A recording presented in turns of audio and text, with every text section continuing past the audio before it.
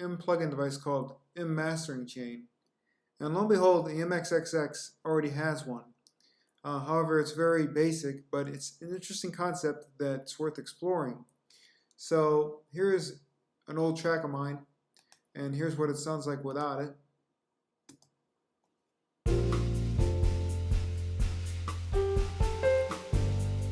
Alright, and just to go crazy, I amped a bunch of stuff, so here's what it sounds like with it.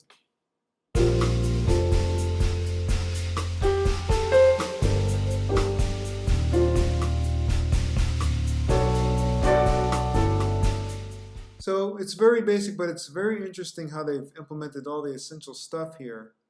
Whereas a more complex mastering chain, you might want to have additional reverb or other saturation effects, but there's some saturation that is built into this one as well.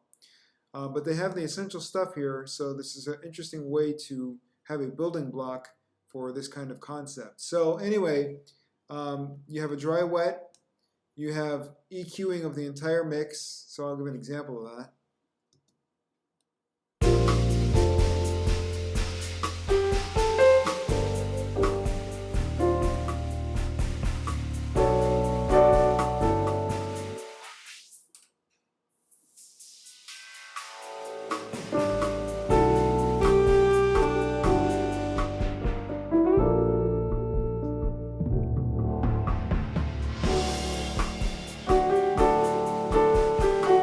What I found really interesting is the spectral implementation.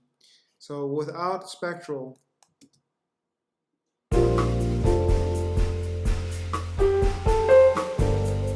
and with spectral,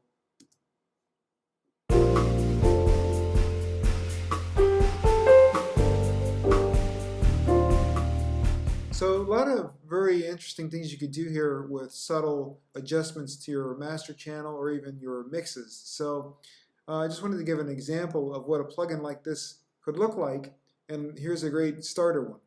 So if we go into the edit system, we can see how the device is actually working.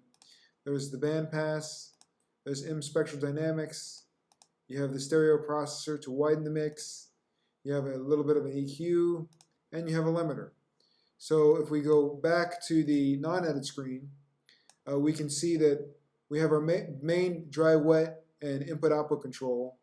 We do have the EQ right here, and they've coupled the bandpass filters here. Then we have M spectral dynamics magic right over here, and this is the widening tool here, this M stereo processor, and then we have the limiter. And they even went ahead and included a little bit of saturation and a little bit of exciter with the delimiter and a little bit of delay for the stereo width to add even more or less of a width effect. So this is a cool little starter plugin, and with something like Melda you could really go really crazy because the kind of material that you can stick in one of these effects chains is really mind-boggling.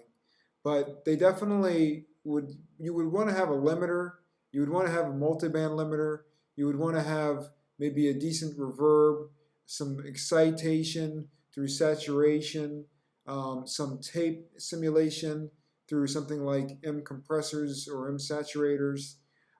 They have a lot of vintage sort of tools here under the hood that they've already went ahead and included as part of their main, effects systems. So you get a lot of those whenever you insert one of their plugins.